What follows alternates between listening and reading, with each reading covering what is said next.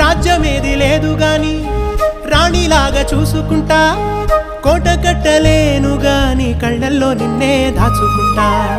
రాత ఎట్లా రాసి ఉన్నా ఆ మార్చి నీతో రాసుకుంటా. స్వర్గమంటూ ఉన్నదంటే అది నీతోనే ప్రతిరోజు పంచుకుంటా. నిన్ను గన్న మీ నాన్న కన్నా లారు ముద్దుగా సాదుకుంటా. నీకు కోపం వస్తే కొంత దూరం ఉంటా, నువ్వు గీత గీస్తే నేను దాటనంట. కంట నీరు కంటి రెప్ప దాటకుండా కాటుకై కావలుంటా.